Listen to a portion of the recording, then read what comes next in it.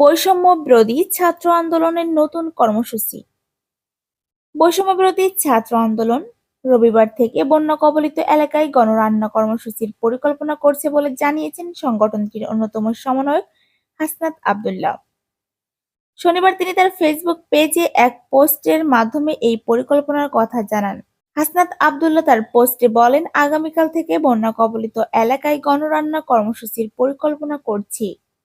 আপনারা শুকনা খাবারের পাশাপাশি চাল, ডাল, তেল, আলু, পেঁয়াজ, লবণ, মসলা নিয়ে আসুন।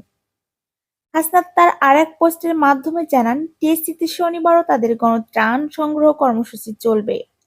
দেশের উত্তর-পূর্ব অঞ্চলে সৃষ্ট বন্যা পরিস্থিতির উন্নতি হচ্ছে। নদ-নদীগুলোর পানি কমতে শুরু করেছে। দেশের উত্তর-পূর্ব অঞ্চল, পূর্ব অঞ্চল ও দক্ষিণ-পূর্ব অঞ্চলের প্রধান নদীর পানি কমছে।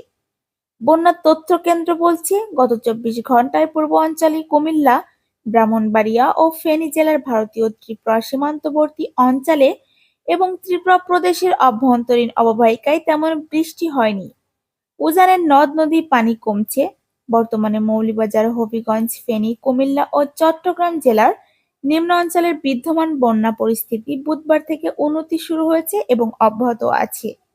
আবহাওয়া তথ্য অনুযায়ী আগামী ২৪ ঘণ্টায় দেশের উত্তর-পূর্ব অঞ্চল ও আশেপাশের উজানের ভারী বৃষ্টির সম্ভাবনা নেই।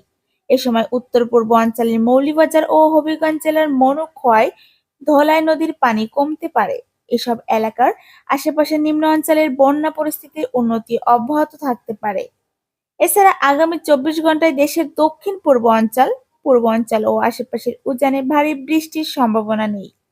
এ সময় এ অঞ্চলের ফেনী, কুমিল্লা ও চট্টগ্রাম জেলার মুহুরী, ফেনী, গোমতী, হালদা ইত্যাদি নদীর পানি কমে আসতে পারে।